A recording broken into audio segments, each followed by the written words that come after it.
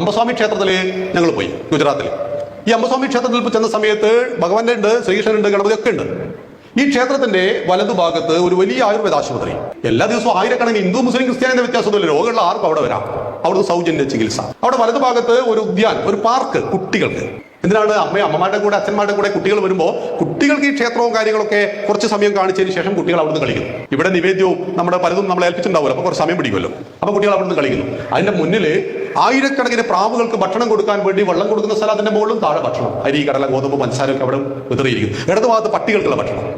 നമ്മുടെ നാട്ടിൽ പട്ടി എങ്ങനെ കൊല്ലാം എന്നതിനെ കുറിച്ചാണ് സർക്കാർ നമ്മളെല്ലാം റിസർച്ച് നടത്തിക്കൊണ്ടിരിക്കുന്നത്. പട്ടി എങ്ങനെ പേപ്പട്ടിയാകുന്നു എന്ന് ചിന്തിക്കുന്നില്ല. വെള്ളം കിട്ടാതെ തൊണ്ട പൊട്ടി പട്ടി പേപ്പട്ടിയാകുമ്പോൾ നിങ്ങൾ ഉത്തരഭാരതത്തിൽ എവിടെ സഞ്ചരിച്ചാലും വീട്ടിന്റെ മുന്നിൽ ഭക്ഷണം വെച്ചിരിക്കും. ഭൂതയജ്ഞം. സർവ്വജീവജാലങ്ങളെയും ഊട്ടുന്നവരാണ് ഒരു അമ്മ.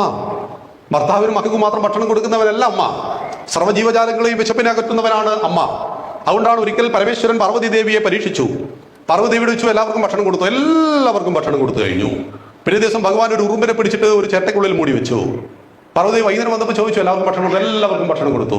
ഒരു ഉറുപ്പിന് ഭക്ഷണം കൊടുക്കാൻ വിട്ടുപോയിട്ടുണ്ടല്ലോ, അതിനും ഭക്ഷണം കൊടുത്തു. ആ ചിരട്ട മാറ്റിയപ്പോൾ ഉറുമ്പ് ഒരു അരിമണിയുമായിട്ട് പുറത്തേക്ക് വരുമ്പോൾ പാർവതി ദേവിയുടെ കാൽക്കൽ വീഴുകയാണ് പരമേശ്വരൻ. നീ ലോകത്തിന്റെ അമ്മയാണ്, നീ വിശ്വത്തിന്റെ അമ്മയാണ്. അമ്മ എന്നാൽ മക്കൾക്ക് മാത്രം ഭക്ഷണം കൊടുക്കുന്നവരും ഭർത്താവിന് മാത്രം ഭക്ഷണം കൊടുക്കുന്നവളുമല്ല, സർവ്വചരാചരങ്ങളെയും പോറ്റുന്നവളാണ്.